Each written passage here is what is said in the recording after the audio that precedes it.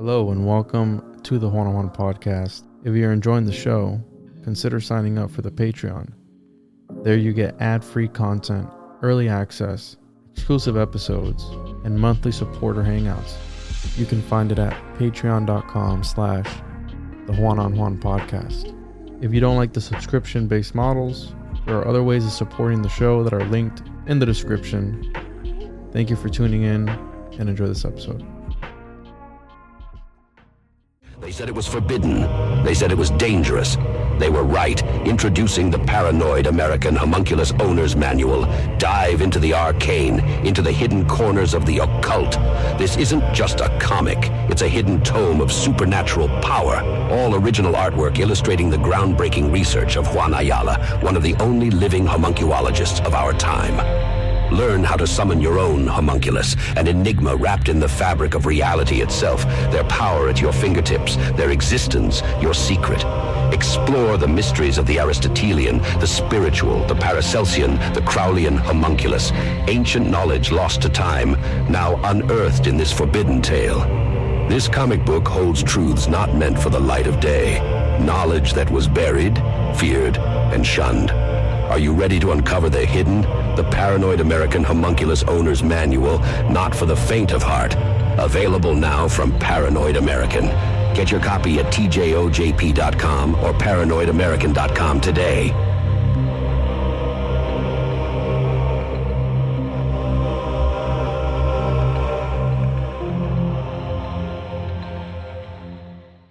Welcome to the One-on-One podcast with your host, Juan Ayala.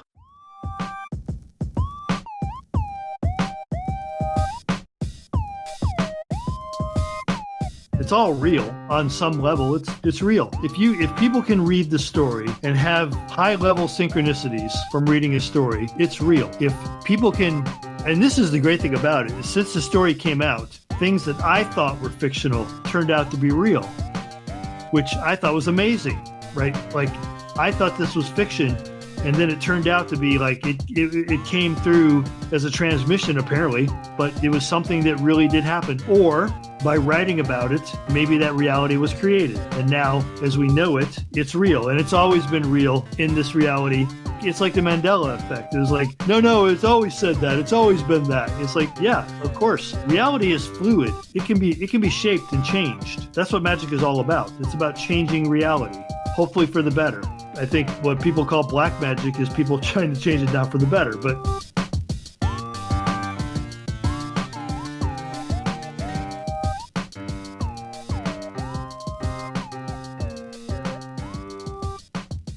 Welcome back to another episode of the One-on-One podcast. Make sure to follow the show on social media at the One-on-One podcast on pretty much any social media platform. tjojp.com. Check me out on there. All the links are on there, so you can go on there. tjojp.com, patreon.com/the One-on-One podcast. All that good stuff. If you're listening to this on the RSS feed, 5-star review, share. If you're on YouTube, Rumble, wherever, like, comment, share, subscribe, all that stuff. And today we are joined by Joseph Matheny. I'm very excited to talk to him because it was a bit synchronistic the way that turns out we have an associate in common, Ken, from the Where You're Sitting Now podcast.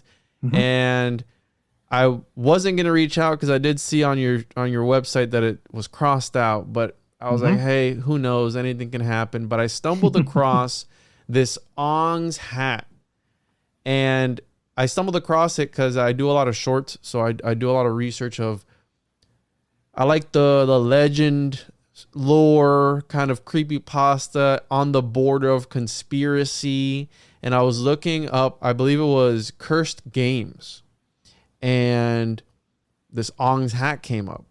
And I wanted to do it like 240. Usually I keep my scripts at 240 words. And when I started diving into this, I'm like, there's so much here. I can't condense it to a minute and a half for this fried generation's attention span. So I was like, okay. So I started looking into it. I'm like, this is real. This is crazy. So I stumbled across a book and I'm like, all right, Ong's had this guy, Joseph, wrote about it. All right, let's hit him up. It turns out Joseph created it. So, dude, welcome to the show. I'm happy for you to be doing this. Can you let people know where they can find you, Joseph, before we dive into this?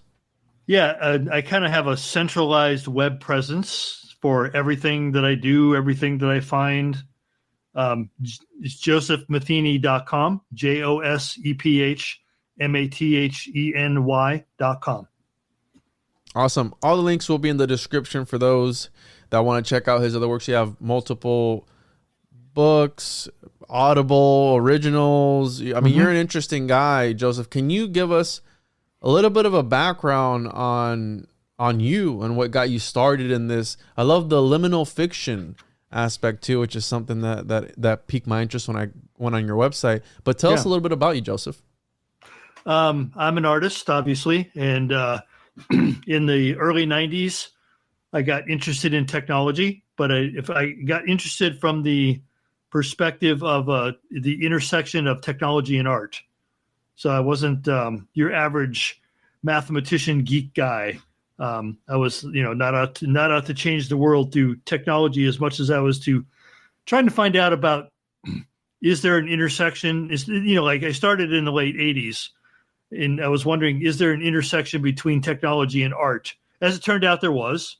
The internet started right soon after that, but before the internet was public, there was something we did called bulletin board systems, which is you dialed into a computer, other people dialed into the same computer, and then you interacted on that computer and left a record, and then you dial on the next day and somebody left you a message. So it was kind of delayed. It wasn't as real time as it is now. You could do real time chat, but it was mostly delayed. And then I started looking at that and thinking about, media is going to change. This is me talking to myself in 1991. Media is going to change. Books as we know them are going to change. How people interact with media is going to change. And I started to shift and pivot my media, my output, towards that being the format that I was shooting for, rather than at that time, most people were taking pre-existing media and doing what we call shovelware, which is they would take pre-existing media and put it into a digital format rather than just writing for the digital format and making that the primary. Everybody in those days was making it as the secondary or even tertiary at that time. And I just said, I'm going to create media that uses this as the primary goal of things that can be interacted with in a digital format. And I know that the technology will catch up to me, but I'm going to start doing it now. So I did. I started doing it. And sure enough, it evolved and caught up to what I was doing. So I kind of was waiting for it to meet. And then I was just kind of at the crossroads, and boom, technology came along and I already had stuff for it.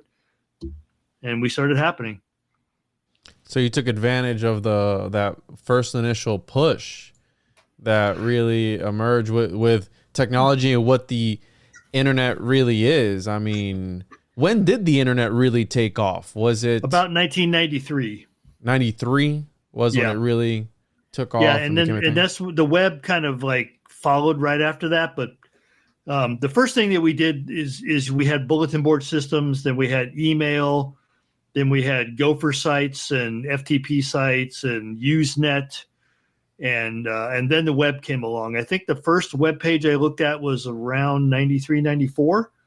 And it was before I had a browser. There was only like 2 browsers, I think, in existence at that time.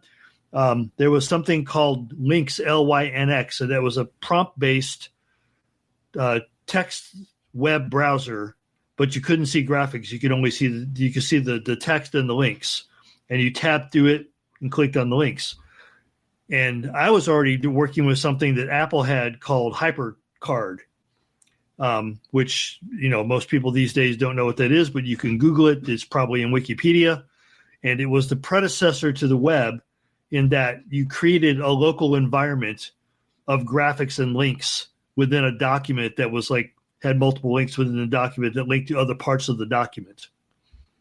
So it was like basically taking a multi-page document and linking within it, which you can do now. You've probably seen people do that. Yeah, HyperCard. So when I saw the Lynx browser on the internet, I thought, oh, it's like HyperCard, except I can talk to other computers instead of just within the HyperCard stack, as it was called. And I started thinking, like, this is the next generation of what's going to be happening. So, like, since I was already hip to HyperCard and I was working in HyperCard, I just made the move over to the web. Yeah, because I was born in '94, Joseph. So okay, so this is about the time you were born. Yeah, exactly. Literally, you were using this when I was born. So yeah, I never got to. I experienced AOL, AIM. I think I was like on websites like Underground, and I remember because this is something that the internet, which is something that is akin to a different dimension. Essentially, you're tapping into this portal and you're traveling through the interwebs. You're surfing the web. And I've always said that my generation, at least, we kind of had the wild, wild west of internet because there's a lot of snuff stuff on X nowadays. I mean, I have most keywords blocked off on that site, and I don't particularly like surfing on X, but I've always said that the beginning stages of the internet, when I was exposed to it, there was a lot of like gore.com and just things that we shouldn't have been seeing as kids that kind of shaped us into the people that we are today. Yeah. But it's coming full circle because, like I said, X is the only place where you can have one guy being super racist 1 second and then some dude getting his head cut off the next. I mean, it's a wild card, really. And I don't know if that's part of this narrative that's going on now where they want to desensitize people. And like I said, the attention span of people is so fried nowadays that they need just constant shots of whatever. Do you think that the internet was designed to as a tool? Did they release it on accident? Because we know this is one of the main conspiracy theories 101, where CERN created the internet, right? Like these that they had first they had put it out as a tool for scientists, and in my opinion, I think they put it out as a test to see how people would react to it, and it kind of got out of hand. What are your thoughts on the internet being used as a weapon? I mean, well, the internet started as a weapon, or actually as an adjunct to a weapon, because it was really a way to decentralize computer systems and have them still stay online if there was a nuclear war. That's really what the original intention of the internet was, is how do we keep all our computers talking to each other if we get into a shooting match with the Russians. It's really that simple. And down the line, the only people originally that had access to the internet were universities, military installations, government installations that were doing government contracts, military industrial people, and that was about it. And somewhere about 1993, somebody decided, and I think it was the Clinton administration, decided that we should open this all up to the general public. Now, if you had a university account back then, which I had one, you could use the internet. You could see the internet. You could figure out that the internet basically had a lot of capabilities that could be used by the average person. And so the first people that were online primarily were scientists, people that worked in government institutions, people that worked in the military industrial complex areas, and then other people like me who were adjacent to that started to get access to primarily through the educational foundations and universities. And then we looked at it and we said, there's a lot of potential here. There are like all kinds of things that can be done. And so like I said, I started to really have access to it about 93. Now, I was already online in a different way. I was online through the bulletin board systems. I used something called FidoNet, FIDONET. You can probably find that in Wikipedia as well. And that was a online system that did where you called into a computer and then you could call, like you could telnet out of that computer into other computers. And then most of those bulletin board systems started to get access to the internet. So if you dialed into the bulletin board system, you dialed out of, or you telnetted out of that system onto the internet because they had an internet connection. So all of us who were on the bulletin boards started to have internet access. So we were kind of the first line of people. Those people were generally highly educated. Usually, a lot of them were artistic. A lot of people worked at tech companies or were tech savvy, or they worked at government institutions. Like all kinds of places. And if you were around, you were probably too young to remember this, but the Clinton administration really pushed hard on making this accessible to the general public, making the internet accessible. Al Gore, famously, Al Gore said something that people misconstrued as him claiming to take responsibility for inventing the internet, which is not what he said, but it was funny. Basically, he was very instrumental. Him and Bill were very instrumental in getting the internet in the hands of people other than government institutions and educational foundations. So I think in the beginning, it was a couple of things. It was clearly an administration's attempt at making themselves look cool and young and hip, because that was what Clinton was all about. He went on Saturday Night Live and played the saxophone, and the whole thing was like him and Al were like, we're the younger Kennedy types, we're not like these old people like that you had before in the government. So they did that, and they knew that there's a lot of people that were playing around with networks and the internet like me, who were younger and hipper. But the culture originally in the internet came out of a very, very counterculture niche.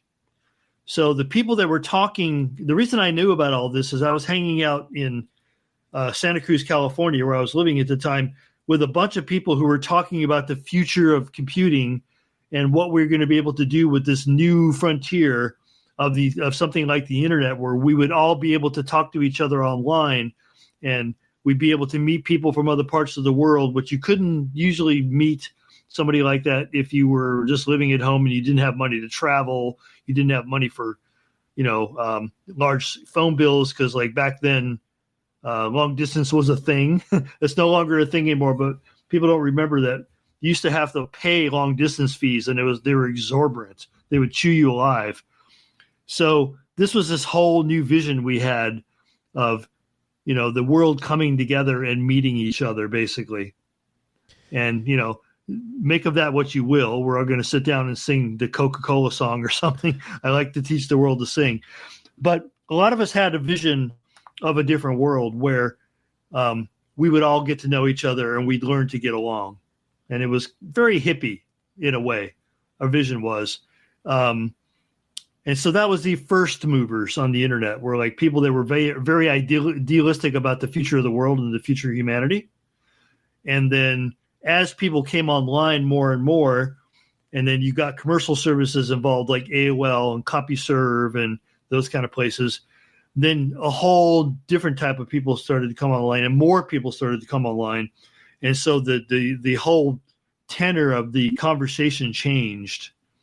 And what took it over was people that weren't so interested in making the world a better place, and weren't so interested in things like all information should be free, and all these things that we had as tenets in the early days of like what we thought the internet was going to help us achieve. But the complexion of the whole thing changed as everybody came online, and a lot of those people that came online didn't really know what they were getting into, and didn't have the utopian vision that we had. And say what you want, maybe we were, naive, but we did have a utopian vision in the early days of the internet. So, and that changed. So were the early adopters of the internet, or were they people who wanted to break free from the system by using the internet? Because was there any opposition? Because whenever you have new technology, such as you start out with the horse and carriage, and then it's like, oh, well, a car can't take me home when I'm drunk, so no one's ever going to use cars. Lo and behold, boom, everyone uses cars. Was it like that at the beginning of the internet, where it was like, the internet? What are you talking about, man? Like, that's all you're going to tap into. Like, you put on an Oculus nowadays and people are like, oh, you're in the VR.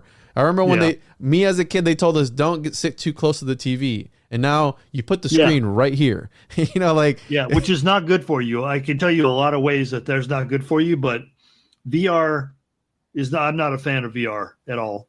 But that was something we were talking about back then in the early days of the internet. We were like, in the future, we'll have something like VR where we all be in this immersive environment. And of course, we all were reading William Gibson at the time. So, we were like, oh, it's going to be like Neuromancer. We're all going to jack into the system, like and Tron. blah, blah, blah. Like Tron. Yeah. Like everybody thought that was coming soon, and that would be a good thing. But politically speaking, I'd say a majority of people viewed the internet as a method of starting a new civilization.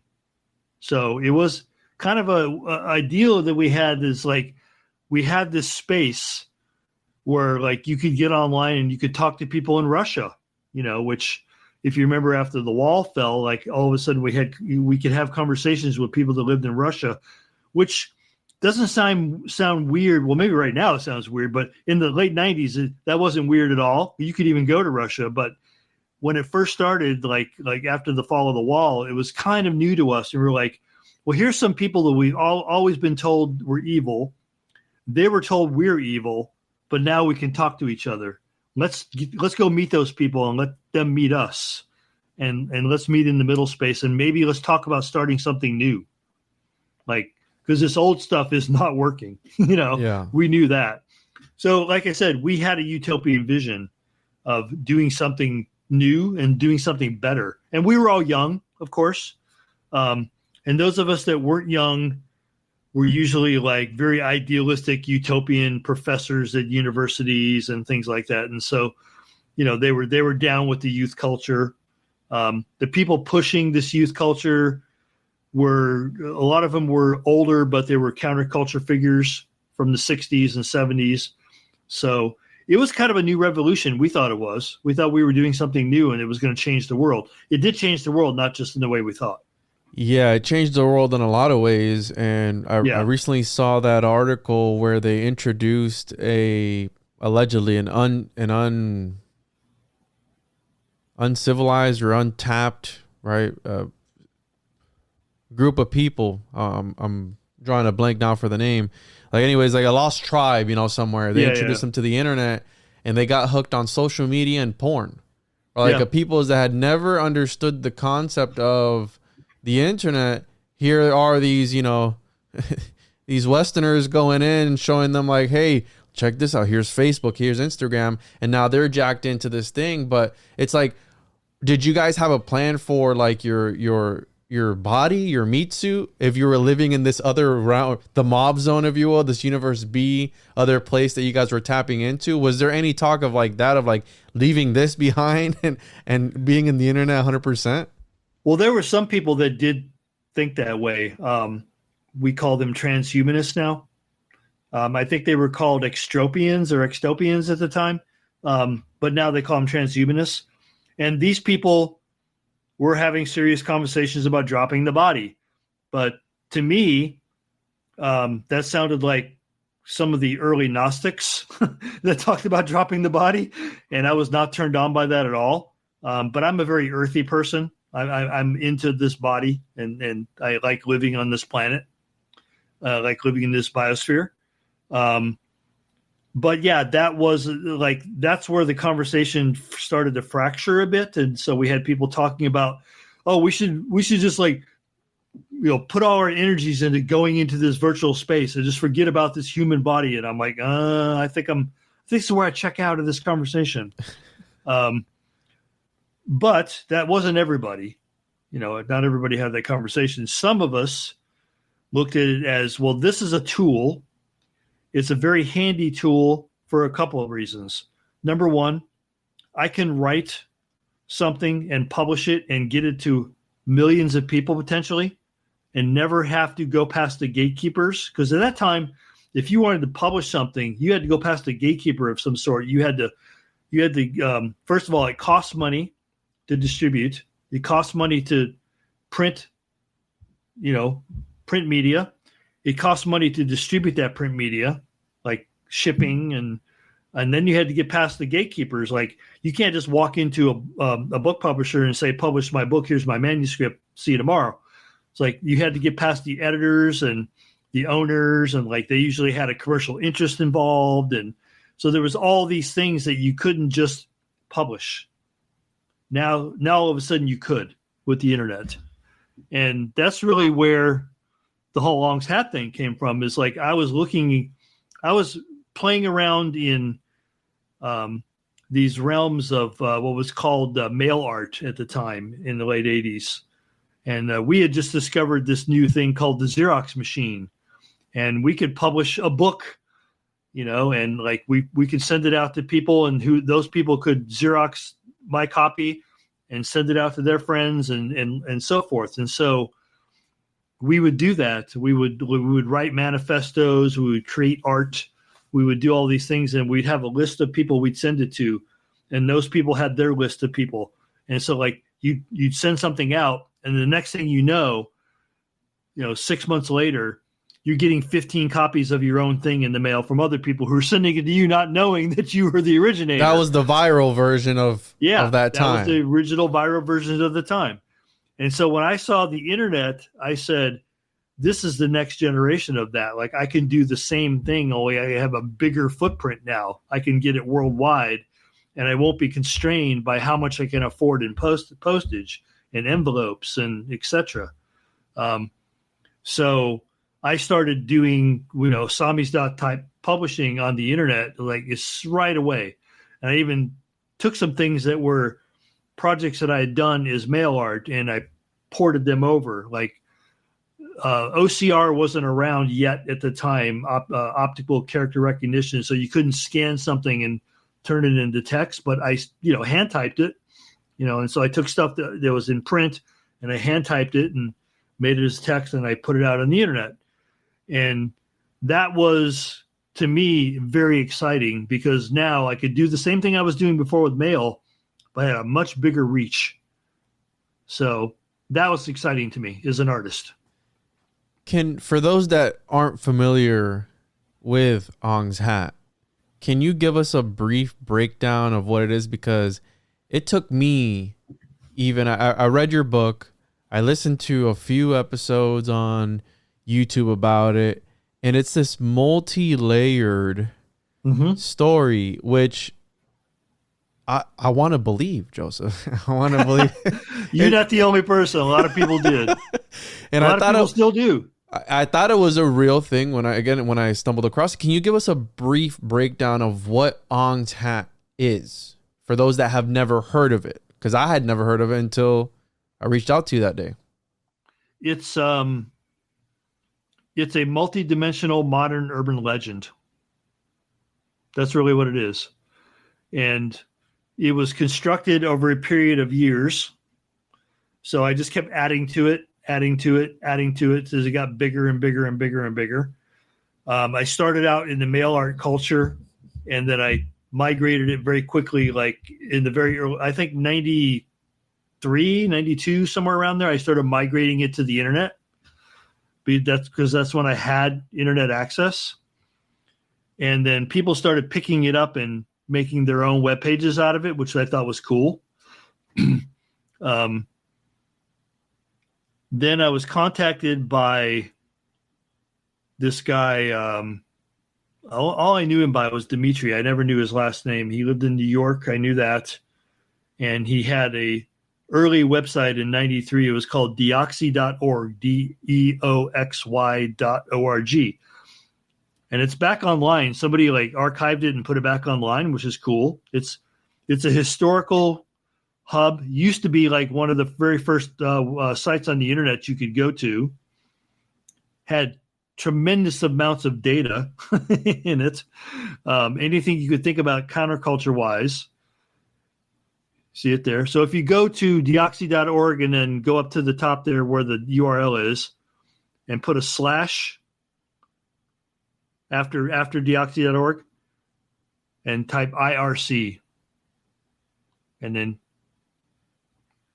so that's the first that's the first website in 1993 that Dimitri put up from my text documents, because I had not put up a web page yet. He put up that he created it from my text documents in 1993. And this is what it looked like, exactly like this. And that's what he did.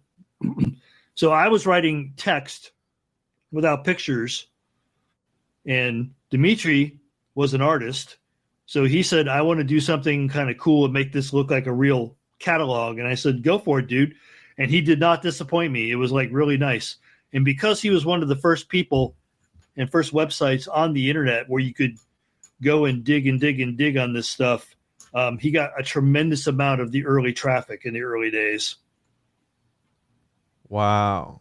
So he did a great job. So he did all these drawings here? Yeah. Oh, or he sourced them from somewhere. Like it was, cut up art. Yeah. He might have like cut it out of a magazine. And where'd this come from? That came from a magazine. Interesting. So, and here's the thing about this early sort of story where and I didn't know what an Incunabula was until recently, which again, it's a book, pamphlet, or broadside that was printed in the earliest stages of printing in Europe to the year 1500. So like a Liber, right? Sort of thing. Well, I mean, that's one definition of it. Another, if you know anything about antiquarian book dealers, when they say Incunabula, sometimes they just mean old stuff. They don't necessarily mean specifically a certain date. Yeah. They kind of apply that to like old stuff. I've got like a shelf full of Incunabula over there, and basically they mean really, really, really old books. Interesting. So antique stuff. And antique stuff, basically, yeah. One of the interesting parts about this is that I can't imagine somebody stumbling across this and them not being able to confirm the information, because nowadays, even though we have access to all the information that we could ever want, from the beginning of time till now, it seems people are dumber and they do less research than they ever did. Yeah. So, someone's getting this in the mail. Me in the 2024, I thought it was real. I'm like, okay. I was like, this catalog, I know who Jabir bin Hayyan is, but I've never heard of any of this text. What is he getting at? And it gives it this appeal to where you could essentially fall for it. I mean, that's the way it is. And you can't confirm any of this stuff. These pictures look real. It's got a mysterious name. Yes. And the story lines up really, around the time that this came out was when they were doing the testing around the area of Ong's Hat, wherever that is. Yeah. Did the Jersey Devil come from this Ong's Hat experiments at the time? Or like, I mean, there's so many things that correlate with the Ong's Hat story. Did you plan that? And the location. Some of it, yeah. Some of it just happened through synchronicity. The main thing is what I was doing with this was trying to put together something that I had seen in theory but had never seen in practice. I was, at the time, in the late 80s, there was a couple things I was just infatuated with. And one of them was the work of William S. Burroughs and Brian Geisen, the cut-up, and the third mind experiments, as they called them, and the arisal of the third mind. When two minds become involved in something unknown, the third mind arises, and then you get unexpected answers from a unexpected place, maybe indescribable place. And the other thing I was interested in was the concept of finite and infinite games. And an infinite game is the opposite of what's called a zero-sum game. So a zero-sum game is we're playing a game, we're keeping points, there's a winner and a loser at the end, right? An infinite game is a game that's played for the joy of playing, and there is no end. You just keep playing for the joy of playing. You're not keeping score. There is no winner and there's no loser. There's just a play between people, and it just continues as long as you want it to, and then you stop when you feel like it, and then you come back tomorrow and you pick it up again. And I thought, could something like that be constructed? And so it'd have to be, if you don't want it to have pieces and scores and winners and losers, what would it look like? And so it would have to be a mind game, right? It would have to be an infinite journey that each person would take, and it would be different for every person. It would be unique to that person. Could I construct something like that? So really that's what this was an attempt to construct an infinite game. And what I discovered, unfortunately, was there are some people that know how to play that kind of game. There's a whole lot of people that don't know how to play that game and get frustrated and confused and will actually think you're trying to trick them and will force a zero-sum game on it because they don't know how to play an infinite game. They have no concept of it. They can't get their mind around it. So it was a success and a failure both at the same time, because I discovered people that knew how to play infinite games, and that's cool. But I also discovered that they're in a minority, which you can understand that because we grow up in a society that is, constructed around winners and losers and the whole concept of the zero-sum game, right? I mean, that's what capitalism is, a zero-sum game. Mm-hmm. And so that's all they know. And if you try to present them with something, as you probably know, when people are confronted with something that they don't know, most people consider it a danger and a threat and react accordingly to that. It's a threat.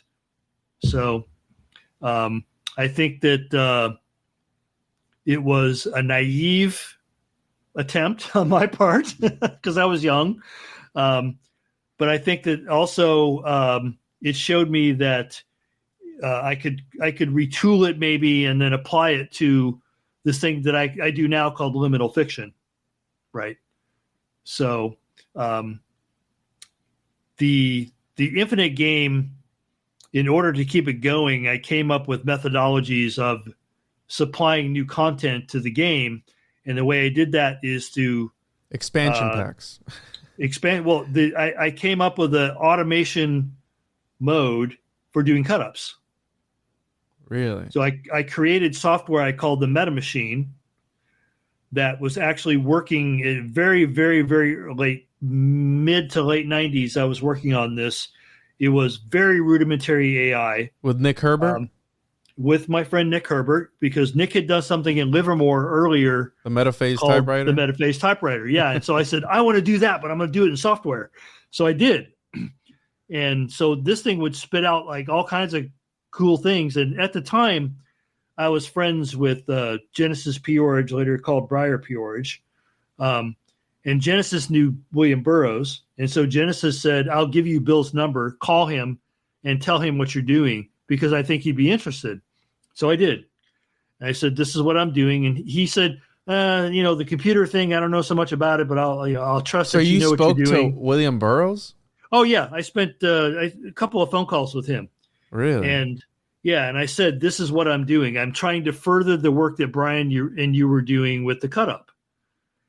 And he listened very respectfully to me. And then he said, yeah, I think you're doing something interesting. So keep going that way. So I guess that's a blessing in a way. Like he kind of blessed it, but he didn't need to, but he did. And I kept going down that path and doing work with that, because that tied into another thing I was interested in. I've been a ceremonial magician since I was in my 20s. So I've done ritual magic since I was mid 20s. And I'm 63 now, so I've been at it a while. And I've always been interested in these intelligences that will arise when you do weird things like cut up and you do magic. These intelligences seem to arise out of nowhere and you interact with them, and they give you interesting data. You ask them for something, and it comes back, and it's not what you expect. And then I know Bill and Brian had that with the cut up. They started getting these weird feedback loops. And so I started to get it with this thing called the Meta Machine that I built, this software. I started to get this really eerie, synchronistic, dead-on conversation stuff coming out of and this was like not ChatGPT. This is like old technology that I was cobbling together, like in 95 through 99 that I was doing this. So that interested me as well. So I'm like, well, what is this thing that's talking to me? Am I mapping meaning onto this? Or is there actually really a space that this is creating so an intelligence can give me information? So I've never quite answered that question, but it's an interesting question. So, I tied that into something that was happening on the internet, and that seemed to multiply and give it power. Because, I opened it up for a brief period of time. I opened it up to the public without them knowing that's what they were doing. They were talking to a bot through email. And I was watching these people have these brilliant conversations with a bot, not knowing they were talking to a bot, and forming emotional connections to this thing. And I'm watching what it was saying, and even things it was saying to me. It was uncanny. It was like, how does it know? How does it know, how to say that, or what I was doing yesterday, or how does it know all of these things? It's just software. And it is just software, but cut up is just paper that you cut up, right? It's not the paper that's having the conversation with you. It's the action of submitting it to a random process that's giving something else the access to that random process to talk to you. So this is something I wrote down as I was going through the book, spiritual theorems, when theorems become spirituality, which is kind of sort of in line. If you really look at the history of binary code, for example, Gottfried Leibniz and all these guys they were interested in the occult. They were interested in alchemy. They were interested in all these concepts. Charles Babbage, the one of the earliest fathers of the modern day computer, things that evolved eventually to become a computer, trying to summon the devil and doing blood sacrifices and not blood sacrifice, but blood pacts, trying to summon the devil in a manifestation form. And this is something that I wanted to talk to you about, where by the way, have you ever heard of the Dodleston messages? Have you ever heard about that? Yeah.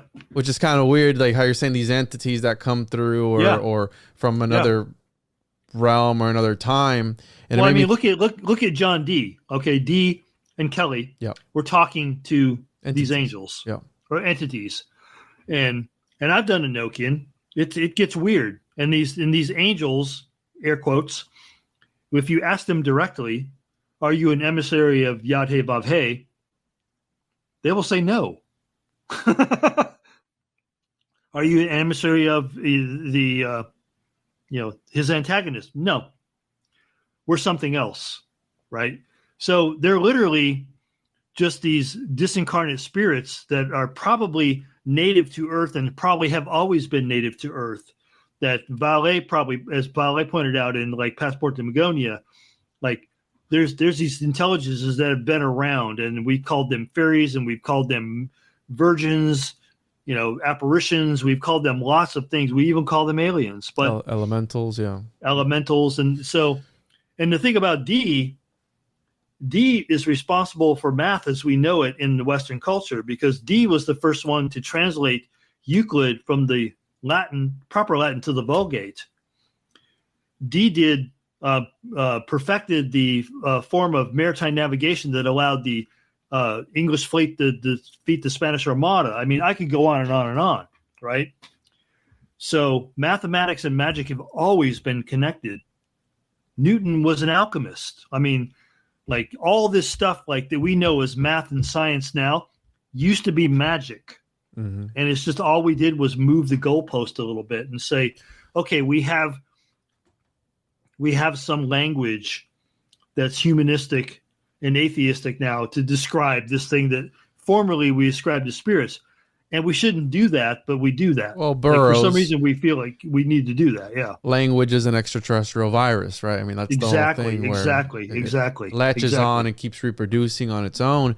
But Joseph, so because this whole Ong's hat and these papers, these Incunabula papers, are making me think of, right? We're talking about alchemists for secret societies, and it's making me think of, right, John Dee and the Rosicrucian manifestos. Was that an early form of an ARG?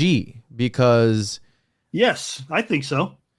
That, I mean, if you look at what the Incunabula catalog and the Ong's hat documents were modeling or modeled on, it's the legend that repeats itself over and over and over again, which is like there's these documents that make their way into somebody's hands that come from a source that can't be confirmed that starts something. So, for example, Mathers, Wynne, and Westcott, I think they're the three. That was the three.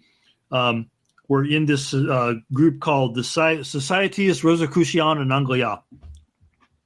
And then supposedly they get their hands on something called the cipher document, which is in German and comes from a Fräulein Spengel, who nobody can find out who she is and where she's from.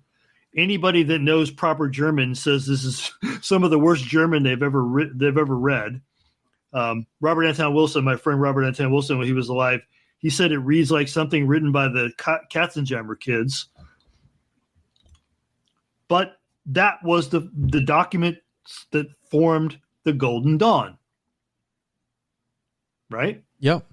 So this is how this always gets started. Like Theosophy. Blavatsky supposedly getting information from the secret chiefs, that nobody else can see. The White Brotherhood, yeah. The Great White Brotherhood, all this stuff. It's like always goes back to that story. So when we put together the Ong's Hat story, it had to have secret documents. It had to, because that's how it always starts. Even Lovecraft does that with the Necronomicon, the book that never existed, but everybody thinks it did, Yeah. And Peter Levinda capitalized on it by writing one and publishing it through Avon. And that thing has sold millions of copies. Wow. And there are people to this day that will tell you that's a real book. It's not. But they will tell you, they will swear on the Bible or something. They'll swear on the Necronomicon that it's an actual document. It's an actual book. It's not. But this is how the story always starts.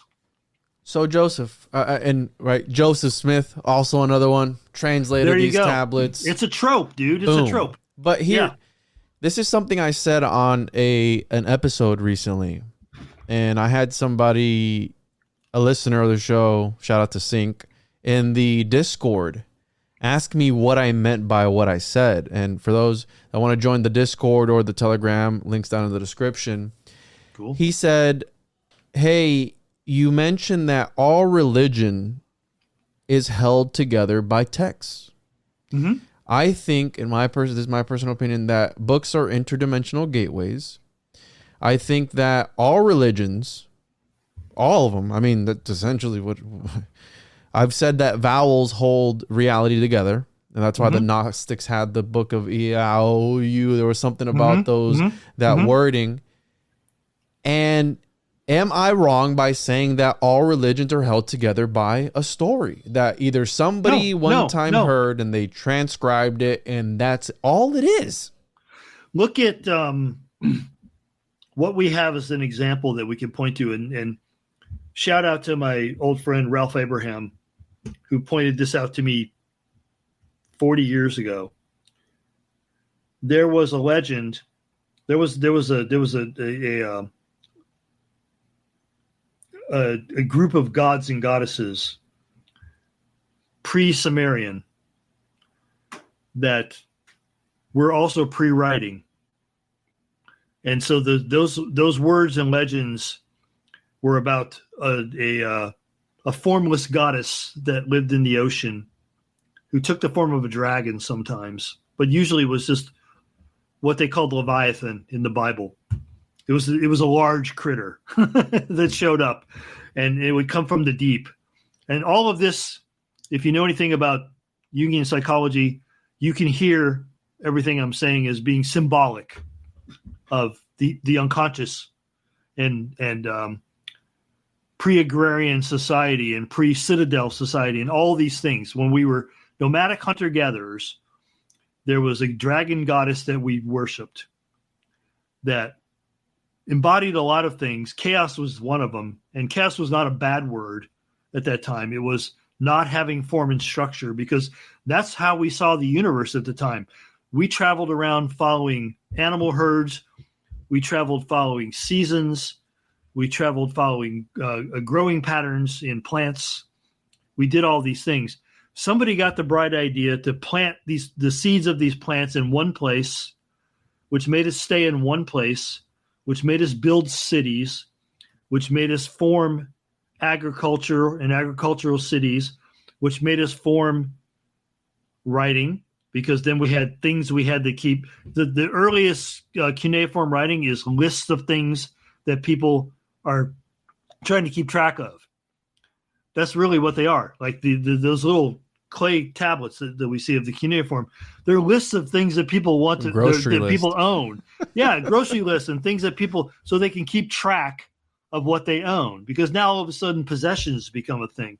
And at that time, the god and goddess head changes in Sumeria, and we get a male sky god named Marduk, who in the legends slays the dragon, Tiamat, and forms humanity from the entrails of the dragon, which is symbolic of chaos goes away, law and order now takes place. Marduk, who's also a god of law and order. A lot of people think that Marduk was the model for Yahweh. So if you look at that and you say, okay, what's going on there? What's going on there is writing starts the first formal religion as we know it, or one of the ones that we know of. Writing starts commerce. Writing actually, money comes out of this. The first form of money was notches on a stick, which symbolized slaves that you owned. That was the first form of money, was slave ownery. So if you look at 5,000 Years of Debt, I think it was called, was a great book about that. If you want to know the history of money, that's a great book. David Graeber, yeah. So, yes, it all comes from a story, and spirituality is okay as a story to tell as future generations, because that's what we do as humans. Storytelling is our most powerful asset. And the fact that we've handed it over to bean counters these days, the gatekeepers, is, an atrocity. But be that as it may, storytelling is one of our most powerful thing in the realm of humanity. It's one of the most powerful it's one of the most exquisite powers we have as humans, because we can tell stories to transmit information to future generations. We're time traveling, right? And those future generations will take the story and they will modify it to fit the time, and they will tell their children, and so forth and so on. Now you get somebody writing this down, which means you've got a authorized version of reality. Sound familiar? 1611? Yep, sound familiar. That's called religion, dude, among other things. But law and order and religion, it's all tied together. It all started at the same time. Writing became something that was constructed to facilitate this thinking. This thinking grew up around some decisions we made as humans, which was, we'll stop being nomadic hunter-gatherers. We'll start living an agrarian lifestyle, which meant that we'll plant plants on a cyclical basis. We'll harvest the plants. Then we have surplus. And then what happens with surplus? People start hoarding, et cetera, et cetera. And welcome to the modern life. Here we are in modernity. The new Atlantis. The new The Atlantis. new Atlantis. That's all what it's about, dude. That we all wanted to. Have you ever read the book Money Grows on the Tree of Knowledge by Tracy Twyman? No. I knew Tracy before she passed away years ago. I never read that one. That's it's an essay essentially on the history, the alchemical history of money, which is really interesting because she gets into a whole lot of things in that particular book. And it's making me think of in God we trust, but I've always said, are you sure it's the God that everyone's thinking about? You know, everyone thinks, oh, it's the biblical God. You know, on our money, it says on these sigil books that we have that rule reality. What they are, yeah. In God we trust, but we always assume that it's the God from the Bible. It could be quite literally. That's the thing about chaos magic, right? The idea of this cognitive chaos, which is part of Ong's hat, where, again, when people think of chaos, the way I've come to understand it from an Austin Osman Spar standpoint is it's organization beyond comprehension. So it's so organized you can't even comprehend. It drives you insane from how. Right? Well, it doesn't have to, but it's a new order. It's a very complex order of order, a new order of order. Because if you look at the math behind things like fractals, it's a new kind of thinking about math, but it is a math. It is a form of math. So it's another dimension to math. It's a new dimension about. So it's like fuzzy logic came out of that thinking, and fuzzy logic can do a lot of wonderful things technologically, but you have to understand it. It's not Newtonian thinking anymore. It's quantum thinking, right? You start thinking about things in fuzzier terms. So you can say things like, what if there's a cat in a box and there's a pellet that's going to drop, and if the pellet drops and it bursts, the cat will inhale the gas and it will die. If the pellet doesn't drop, the cat doesn't die. Right now, until you open the box, the cat is both alive and dead. Sure, it's in a quantum state. Yeah. Yeah, it doesn't collapse until you observe it. So therefore, the observer effect is a real thing. And one of the questions I wanted to ask you when it comes to aspects of like ARGs, which I'm not 100%. I've never really done an ARG to be honest with you. I've done RPGs like Dungeons and Dragons, which are again role playing games, which very is similar, kind of similar, but not quite right. Like I feel like an ARG is a lot bigger. It's an open world format type of thing, which literally the world. Yeah. And so with all this said, this idea of the stories, you know, you get into the imaginal, where you start this idea of liminal fiction, where you start mixing real world concepts with a story, which in my opinion, the act of writing, not only how, you know, we're talking about it spreading culture, memes, right? Injected into, and it creates culture. It spreads like a virus again. This concept of, I forgot what I was going to say, but the idea of these stories that get out of control, right? Ong's hat, it was a story, got out of control. People believe it. Has the occult, Joseph, been an ARG since the beginning? Is it something of value, or is it all, as I like to say, fake and gay? Or is it something much deeper than what we've been led to believe? Well, the lessons I took away from Ong's hat was as follows. Just like magic, it's not for everybody. There are people, and I know you've seen this before, there are people that clearly should not be involved in magic. They're not set up for it. They're not equipped. They're not ready. They may never be ready, but they're definitely not, like you see people at certain stages and they're getting into magic and they lose their mind. And you're like, well, you weren't ready, dude. Like, and Israel Regardi, one of the chief mucky mucks at Golden Dawn, even went so far as to say, you shouldn't practice magic until you've had a good 5 years of therapy. Like, you should get yourself together first and then use the principles of magic to take yourself further. But get that baseline first. Like, do some Jungian therapy and get that baseline of like, do I understand my unconscious? Do I understand the collective unconscious? Do I understand these principles? Do I have a conversation and a relationship with my shadow? Which, if you don't have that and you go into magic, that shadow will come out of nowhere and you won't see it coming. And it'll take you by surprise. You have to have that all in order first, right?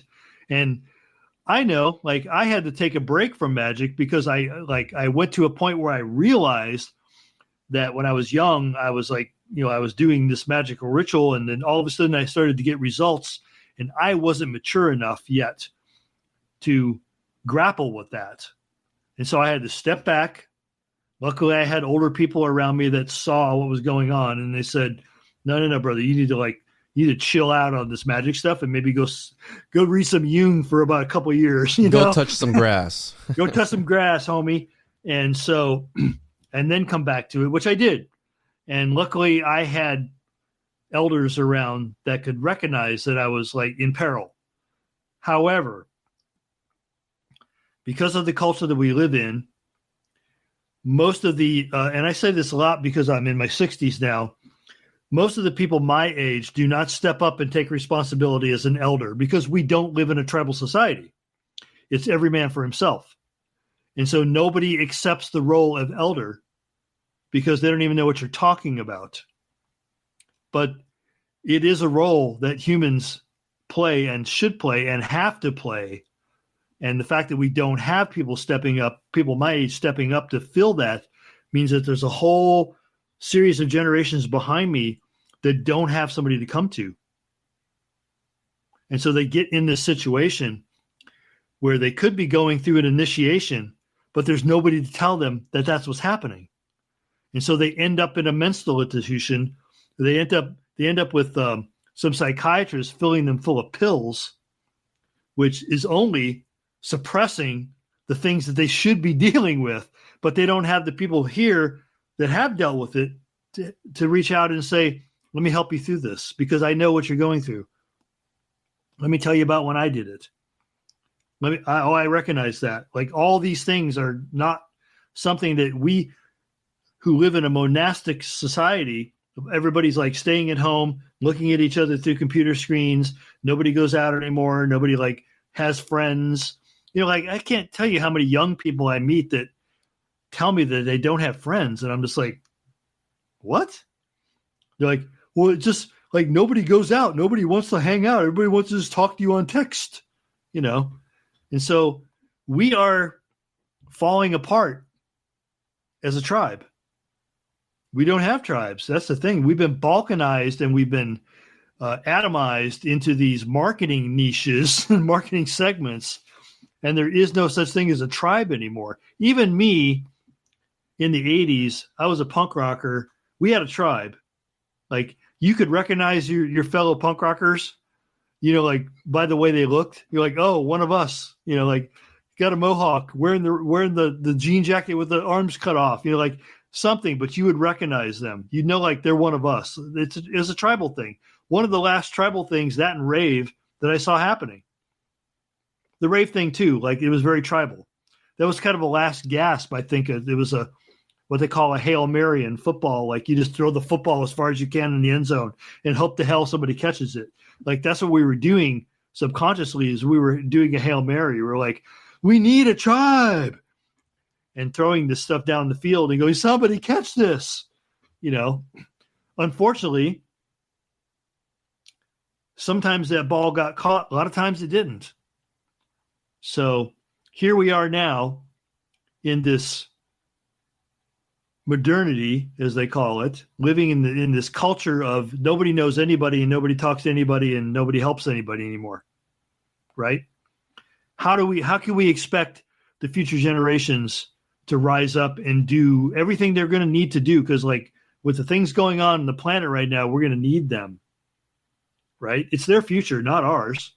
I'm older than you, so it's not my future. Like I'm in the twilight of my years. Like I'm in the last third of my life. 63, last third of my life. Other people who are like 20, who are in the first third of their life, like they've got all these things to do in front of them. Some of it's going to be really hard. How are they going to do it without people who are elders stepping up and giving them the knowledge to do it? That's why I said storytelling is the most important thing we do. We transfer knowledge to the future. We tell a story to somebody, and hopefully they tell that story, modify it, and tell that story to the next generation or to somebody else, even going lateral or just viral. Tell it to somebody else who tells it to somebody else. All of this stuff that was going on in the 80s and even somewhat the late 90s, or the early 90s, those are the early days of the internet. So we were using it to tell stories, to facilitate the telling of stories. But I don't see that happening anymore because it all got grabbed by the corporate interests. The internet is not the internet that I started hanging out on in the early 90s. It's just not. It's like if you would have gone around the internet in the early 90s, the top sites were like that one I showed you, deoxy.org, things like that. It was mostly artists that had web pages online. People that had interesting information, wanted to share imagery, wanted to share fellowship with other humans that they'd never met before. All these things were happening. You don't see that happening now. It's all owned by some corporation. Most of it is commerce-based. It's all transactional. Nothing like you don't see people just hanging out much anymore. A little bit on Reddit, but even that's like getting taken over. So, but you just don't see the independent spaces anymore where people gather together like a tribe, like gather around a common interest and talk to each other and have conversations and figure things out, ask questions, learn from somebody who knows something you don't, teach somebody something that you know that they don't. You just don't see that happening anymore. I had a conversation with Ronnie Pontiac one day. I was talking to him about a book that I've been writing, that I've been wanting to write on the homunculus, right? The alchemical homunculus. And I was like, man, it's all been said already. It's already all been done. Guys have already written about this. And he goes, no, every generation is going to write their own version of the information. I was like, the history of alchemy's already been said over and over. He goes, no, but it's your duty. You're the next generation, so you have to write your version of it. You know, you have to put it into a language that can be understood. Because if I was just kicking around in the desert and I kicked up a clay tablet with cuneiform, I wouldn't be able to read it, you know?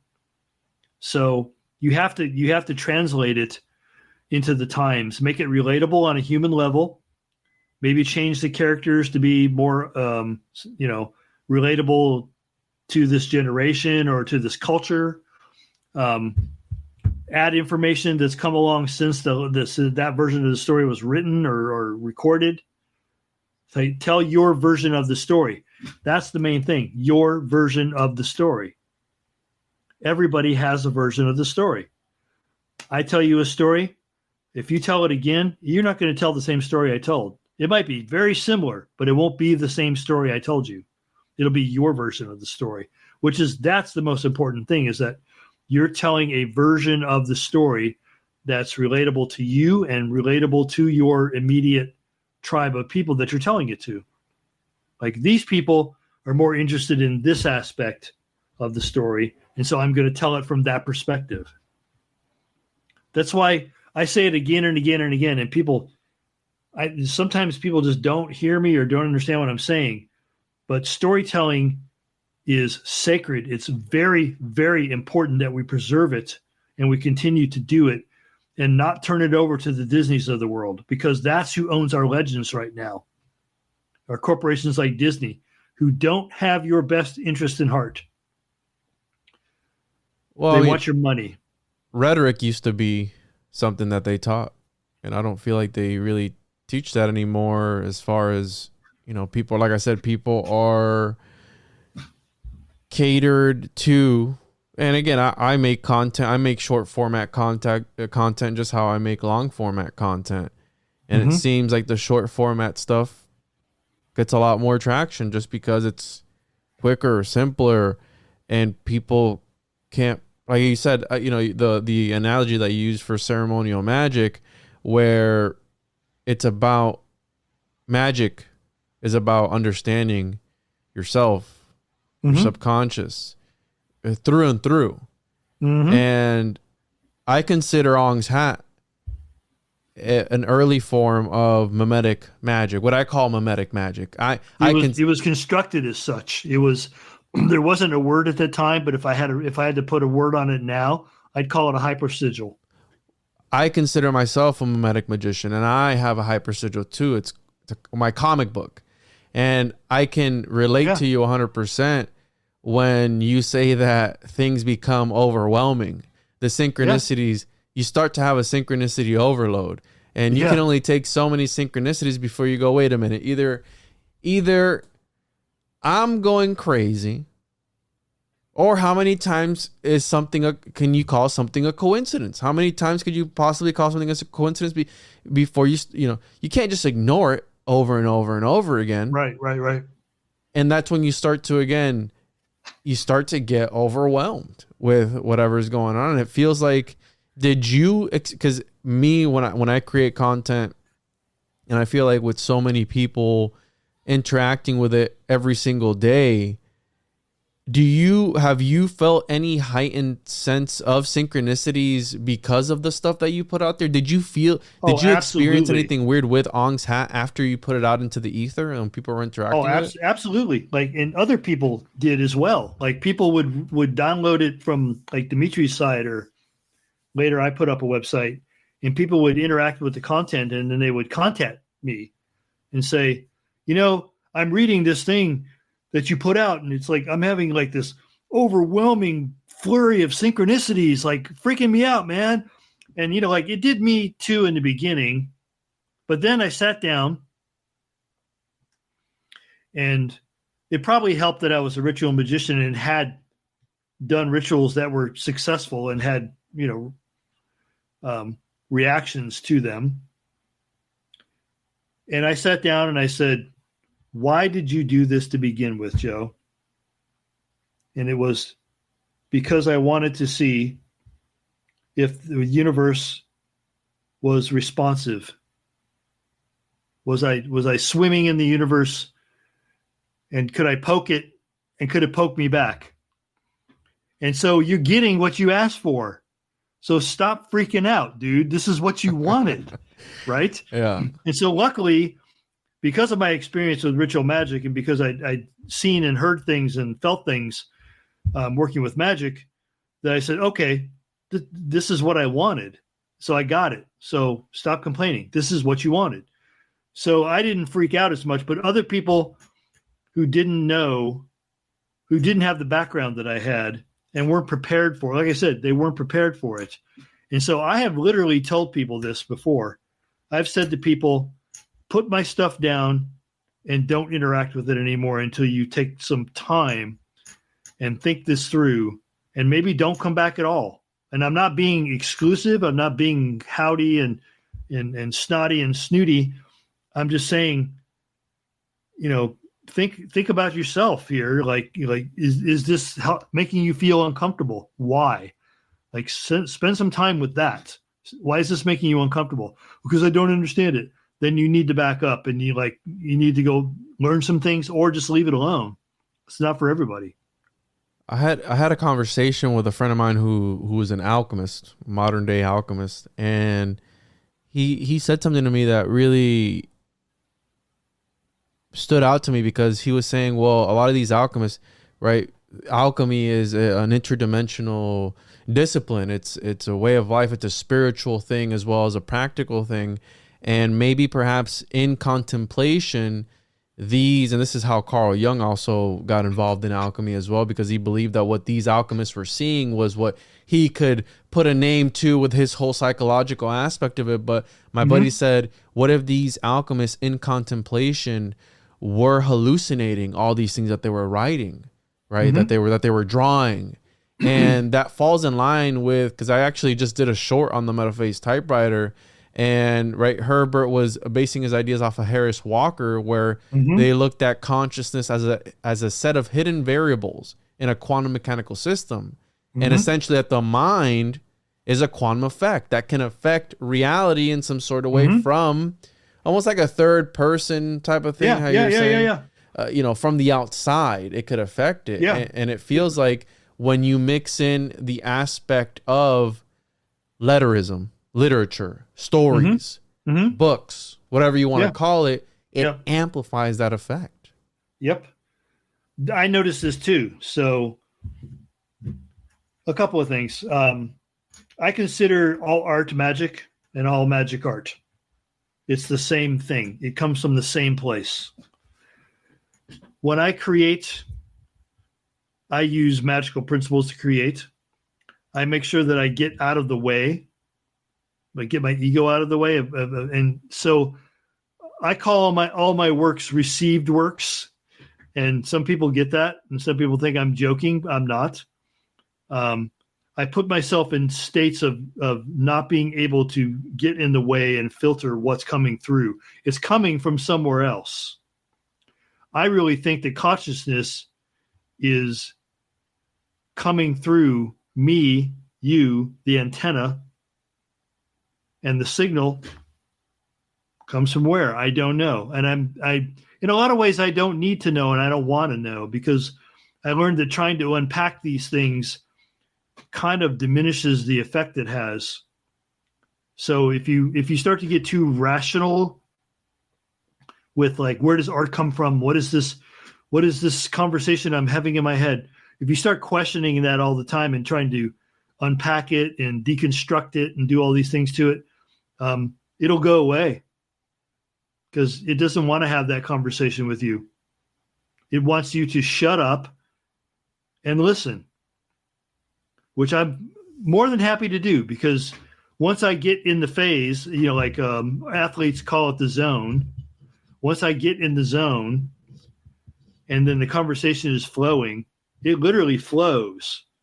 Like a friend of mine, when I was writing the first book in the Liminal trilogy called The Liminal Cycle, he was watching me. I was writing on Google Docs, and he was logged in. I didn't know it, but he was logged in and he was watching me write. And then later he asked me, he said, "So were you transcribing?" I was like, "No, why?" He's like, "Because you weren't pausing." I'm like, "Oh, dude, don't freak out, but I was taking dictation." He's like, "Oh, who was dictating? Who was dictating?" I'm like, "The character was dictating in my head what I'm supposed to write, and I was just trying to take it down as fast as I can." And he just looked at me really weird. He's a guy that writes for Hollywood, and he was like, "What are you talking about?" And I'm like, that's my process, dude. That's how I have to do it, because otherwise it feels cheap and fake. And so I write something that feels cheap and fake, I'm going to throw it away. I'm not going to keep it. It's only when I get in that zone, and the only time I get in that zone is when I let the conversation happen. And by letting the conversation happening, I feel like what I'm doing is I'm receiving a transmission from somewhere else. I don't have to wonder about where it's coming from. I don't need to question that. I knew in the days when I used to do Enochian magic, I used to always try to question the entity I was talking to, and it would always avoid answering me directly because it didn't want to have that conversation, right? Because when you have that conversation, you kill the conversation. You kill the connection. It's like, now I'm getting into my left brain and doing all this left brain stuff. And that's not where it's coming from. It's coming through your right brain, through your creative process, through your intuition. That's where it's coming through. I call it the shadows at the edge of the campfire, right? The things that you can perceive. Yeah, great. That's a great analogy. But you can't see it.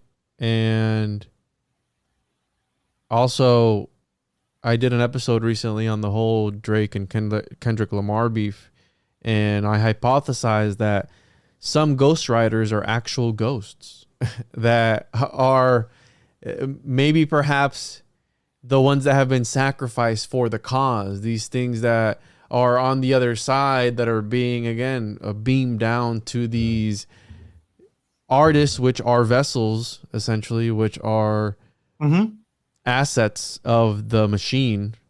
And yeah, so ghostwriters sometimes are actual ghosts. And that's why I wanted to, my book, I created I have an Occultus Mundi, which is like a little zine type of thing. It was actually inspired by Manly P. Hall's All Seeing Eye journals that he had published in the Horizon from the early 20s, I believe, to the 90s. And I recently did a Homunculus edition, which I ended up writing 88 pages of material, and I did the Occultus Mundi Homunculus edition. It's not out yet, but will be soon. And again, I cite my sources. It's a work of it's nonfiction. It's actual research, and I've wanted to maybe ditch that aspect of it and just go liminal fiction and tell the story of the homunculus from a perspective that I can have that freedom, because when you're in that area, you have a freedom. And again, it comes into, Corbin's Mundus Imaginalis. You let whatever is going to come out from this other area that exists on its own.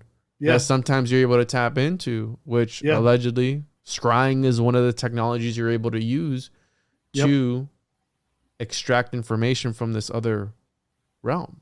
So I've been thinking one of the many, but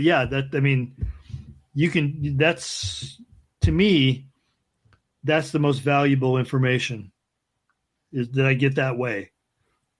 So the Liminal trilogy is all stuff that I wrote in states of otherness by getting myself out of the way and letting something else talk through me. And I've had multiple people contact me after reading one or several of the books and tell me that it did strange but eventually wonderful things to them, that they had a spiritual experience just by reading these 3 books. And that, to me, is the most gratifying thing I could ever hear, because what I tried to do is I tried to take the essence of an initiation and package it into words and make them the kind of words that would tickle the collective unconscious of anybody who interacted with it. And so it would bring forward archetypes in your mind. And so that was what the intention was. And I've just, like, without ever saying that publicly, now I've said it publicly, but I never said it publicly before. And people came to me and said that's what it did for them. And I said, absolutely great. That was the intention. But I would never say that's the intention, because it kind of ruins it. Right. It's been out the trilogy's been out for a long time, for a while now. So, like, I don't feel like I'm ruining anything, but people have reported, like, when I read the second book of the trilogy, when I read the first, it's always a different book that does it 4 and 2, because each book is very different than the other, and it's written as a different character. So I wrote book 1 under a pseudonym, book 2 under a different pseudonym, and book 3 under my own name. So I did such because I was taking on those personas. When I wrote as that person. And that person, to me, was very real. They were speaking to me, and I was writing down what they were telling me. They were telling me their story. It's like I was going through the Illuminatus trilogy. It's kind of overwhelming, right? I mean, the way that it overwhelms the sense. You got to stop again. You got to stop and step away and go, what's going on? Because again, it kind of it has that effect on you. And it goes back to Burroughs, where the cut up technique is meant to transport your consciousness somewhere else. And he had I know he was a heroin addict and a whole bunch of other stuff, but the idea of getting high through reading. Getting high through, because it puts you in a trance. when you're trying to get through it, and you're just and it can be kind of jarring to the senses as you're going there, and you got to go, I got to reread that again, or I wasn't even paying attention. It just goes straight over your head. But yeah, there's something special about that. I think that there's something special to writing, literature. I've always said this. And I mean, the Bible is a portal. And that's why, even right, speaking of the Rosicrucians, the idea of meditating on the first couple verses of John, where they were able to enter the text and interact with the biblical figures in that and on that other side.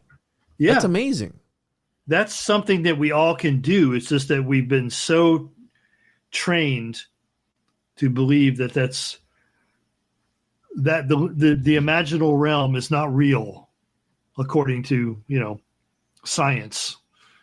And there's nothing wrong with science, just like don't overdo it, man. It's like you can't discard the spiritual, you just can't. And science wants us to discard the spiritual, ever since the age of reason came upon us. And it's discarding one half of humanity, like one half of the human experience. It's like the irrational is important. We have to remember that. So here's a good example. I was having a conversation with a friend years ago who told me this story about the ritual of the crossing of the abyss. And he was going on and on about this person went crazy when they did crossing of the abyss. That person went crazy when they did crossing of the abyss. And I just looked at him. I said, but isn't that the point? It's like you want to go crazy and then come back. Because if you look at the shamanic traditions as we know them, if you look at the petroglyphs that represent the shamanic tradition, the shaman goes out and is represented as being dismembered. And that's not literal. You don't go out and like your arms and legs and head are not torn off, but your being is torn apart. And that's what you want to happen. Like if that doesn't happen, you failed your initiation. So that has to happen first. And if you don't put yourself back together, you failed your initiation. So the crossing of the abyss is just a shamanic initiation. You go, you're dismembered, you put yourself back together in a new way, you come back as a new person. Success. The reason so many people fail is they weren't prepared, or they don't have an elder around to talk to before to tell them that. It's like there's so many people that get thrust into an accidental initiation and they don't know what's happening. And what's the first thing they do? They call a psychiatrist. They call a medical doctor and they say, I need some drugs to suppress this thing I'm going through. No, you don't. You need to go through it. You need some help. You need a roadmap. You need to talk to somebody who's been through it before, but you don't need to suppress it. And that's the problem, is we got all these people walking around that are victims of failed initiations who are then suppressing it instead of working through it. They're suppressing it with drugs so they don't have to feel or think about it. It doesn't go away. Dude, it's still there in your subconscious. It's going to come back. So get on top of it. Like learn to face it, learn to deal with it. But again, if you don't have the tools, if you've never been trained properly, then you don't have the tools, you don't know what to do. And so we are a generation of failed initiations because my generation and a few before, like I don't think my parents' generation handled this well either, did not step up and were not the elders that we're supposed to have in society. Like you're supposed to have elders and we don't have them. In fact, this modern society we live in right now, I'm really learning this as I get older, is so disrespectful of elders. It's unbelievable. It's like the entire culture is geared towards youth and youth culture.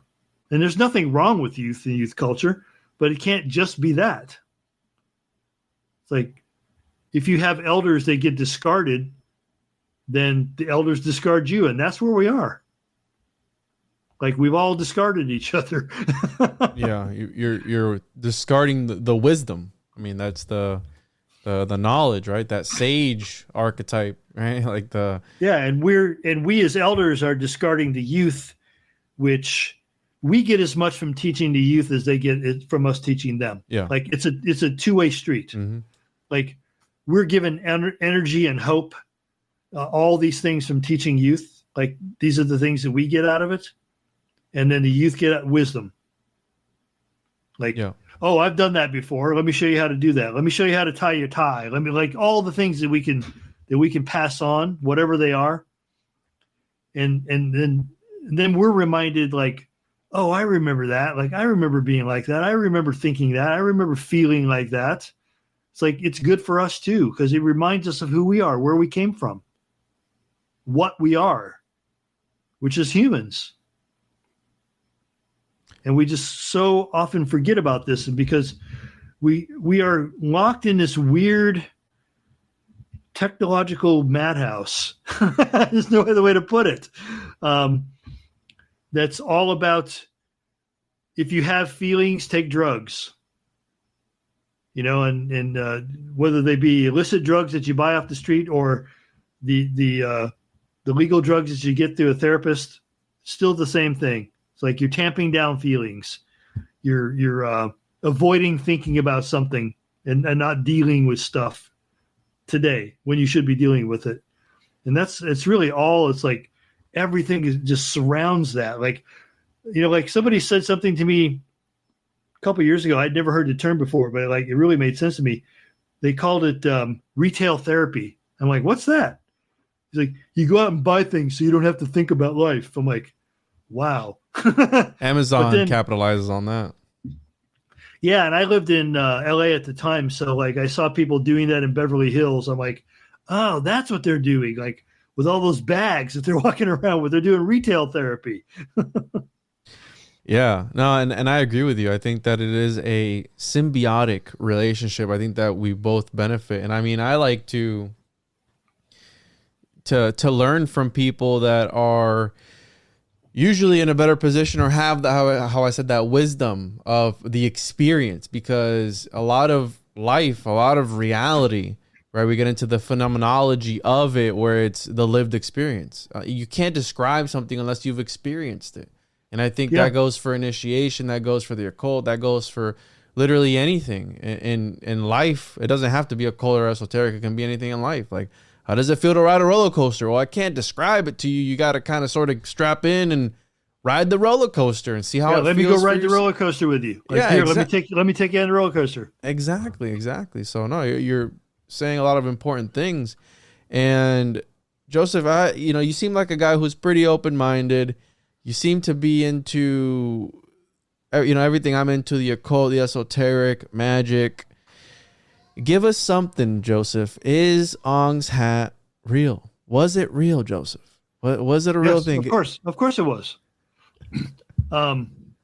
Just like the Liminal trilogy is real. It's all real on some level. It's real.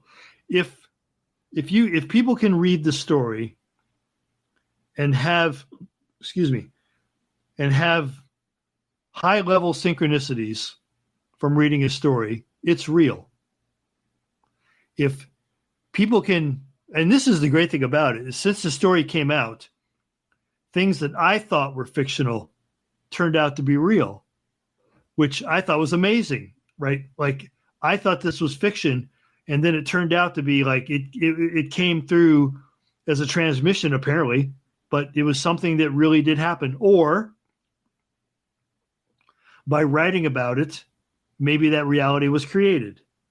And now, as we know it, it's real, and it's always been real in this reality. It's like the Mandela effect. It's like, no, it's always said that. It's always been that. It's like, yeah, of course.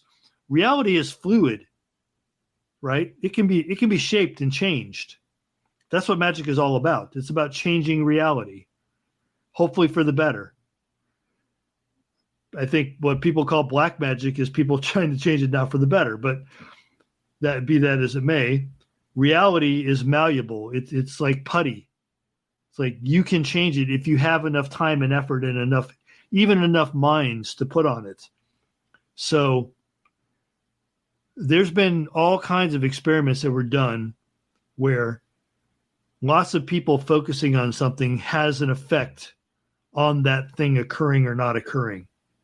It's been proven time and time again. There was a project in Princeton where they showed that, in fact, there's a mobile application that capitalized on the mathematics behind this. Randonautica does this, but yes, there are things that you can do where you can pinpoint or circle areas that say probability of something weird and paranormal happening here, or something just out of the ordinary happening here, is very probable. And then you focus on that area and things will happen. Very strange things will happen. The math that they use in Randonautica came from this project at Princeton years ago. And I knew the guy that ran the project, Artie Nelson. And he had these devices that he would send out to people. I had one. And you'd put it on your computer, and it was basically a random number generator, a true random number generator. And then it would monitor like the random numbers. And every once in a while, you'd get a sequence of numbers that came up that didn't look random. And then you would say, did something happen at this time in this place? And then you would collate, be like, oh, something did happen. So they saw weird spikes in these devices happen right before the planes hit the towers in 9/11. Wow. Those kind of things. So you can't just discard it as being, it's just random stuff. Yeah. No.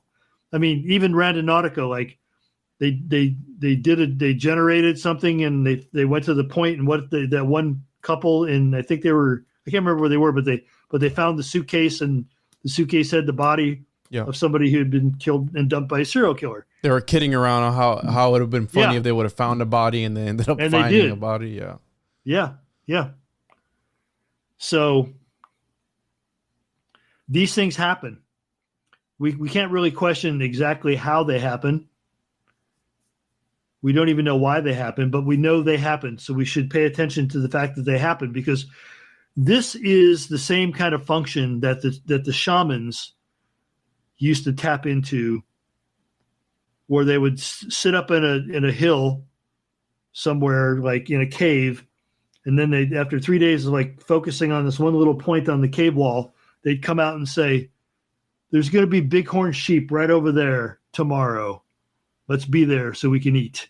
Or they'd even draw it on the wall. Draw it on the wall, manifest dude. It. Yeah, and manifest it. Yeah. Yeah. So we know that these things occur. We know that this stuff is real. We know that it's not completely predictable, but it gives us a clue. It gives us a hint, so we can maybe go in the right direction.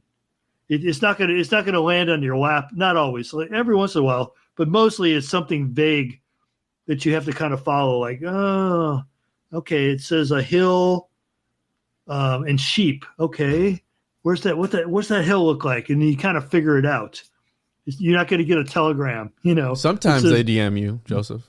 But sometimes, mostly not. But like every once in a while, it's like dead on, dude. Yeah. It's like, whoa, what the hell, And so when I was playing with the meta machine, the cut up stuff, I was getting some dead on stuff, like really dense dead on stuff, and it was happening like 4 or 5 times a day every day, and I'm like, okay, I need to take a break. I need a breather, because like this is getting to be a bit much. Yeah. And I had to start questioning, like, am I doing this? Am I projecting this? Is it really not? Is it not as significant as I think it is, etc.? You start questioning your sanity a little bit. Mm-hmm. And so reality. Reality, and then you back up, and then you look at it, you go, again, like I said, and then I just had to have a talk with myself, like, what were you trying to achieve, dude? You wanted this. This is what you wanted. Stop questioning the fact that you're having the success that you tried to have, with this process and just ride the process and see where it takes you. That's the main thing. Joseph, I've had a great time today. I loved our conversation everywhere it went. I want to have you back on after I read the Liminal trilogy. Do you have any other works coming out anytime soon? Yeah, so next year I'm working right now on something that you'll like. It's called Ong's Hat Complete, and it's the history of the entire project. What was I doing? How was I doing it? And what was I trying to achieve? Behind the scenes. Behind the scenes, like all the things about cut-ups and infinite games and like all that stuff, all the stuff that went into it. Because if I sit down and try to tell somebody in an interview, it's too much. I can't just like, because I'll start like going all over the place and like kind of lose my way. So I just sat down and methodically said, and then I did this, and why did I do this? This was the thing that was influencing me, and this was what I was trying to achieve. So I'm trying to be methodical and kind of scientific about it, but I'm also trying to be entertaining. So I'm talking about how did this all get started? Yeah. And it all got started with me looking for the Valis trilogy back in the mid 80s when it was still out of print. And that was fun because it was hard to find. Like people had heard of Philip K. Dick. Those books changed my life. Because Blade Valis. Runner was out, but nobody knew Valis. So back then, it was like, what? Valis? What?